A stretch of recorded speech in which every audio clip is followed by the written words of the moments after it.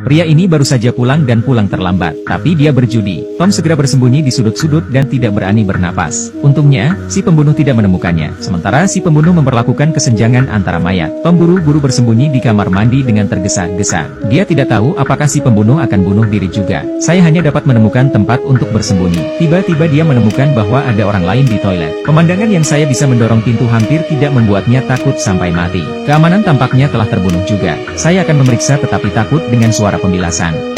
Pada saat ini, Tom mendengar langkah kaki dari luar. Saya sangat takut sehingga dia bergegas ke pintu toilet. Kamar tunggal yang sempit tidak punya tempat untuk bersembunyi. Saya hanya bisa menginjak toilet untuk menghindari ditemukan. Orang yang datang adalah pembunuhnya sekarang. Setelah terciprat, dia siap membersihkannya. Tapi itu membuat Tom menakutkan keringat dingin. Tapi pembunuh yang dibersihkan tidak pergi. Sebaliknya, saya datang ke pasangan Tom ke pintu untuk pergi ke toilet. Apakah Anda baik? Baik saja di dalamnya. Bunny, lemparkan kunci untukku. Tom tiba-tiba panik. Tidak diragukan lagi akan mati jika ditemukan. Cepatlah ke tanah dan gunakan celah di bagian bawah kamar tunggal. Melihat bahwa si pembunuh akan menemukannya, Stunny bersembunyi di toilet di sebelahnya. Dan si pembunuh tidak menemukan keanehan. Tapi saat Tom melangkah di toilet,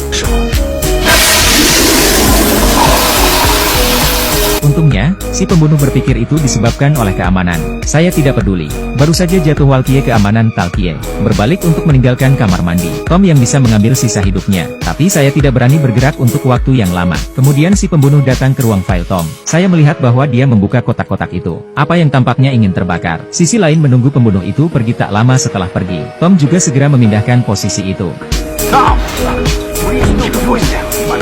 Dia segera memberitahu rekan-rekannya seorang pembunuh di lantai ini. Jika Anda tidak perlu menunggu reaksi seorang kolega, Anda akan siap membawanya untuk melarikan diri. Tetapi ketika mereka datang ke lift, mereka menemukan bahwa mereka lumpuh. Tidak ada lift kunci lantai yang tidak dapat digunakan sama sekali. Anda hanya dapat menemukan saluran pelarian lainnya. Segera mereka datang ke pintu masuk tangga. Pintu yang bisa keluar juga dihancurkan oleh si pembunuh. Tidak bisa keluar sama sekali. Jadi keduanya memutuskan untuk berpisah. Tom meminta kolega untuk mencoba menggunakan komputer untuk menelepon polisi. Saya pergi mencari apakah ada orang yang hidup lainnya. Tetapi jika saya tidak pergi jauh, saya menemukan bahwa pintu muncul di pintu. Sosok berjalan ke arahnya. Tidak diketahui, jadi dia bergegas kembali ke jalan asli.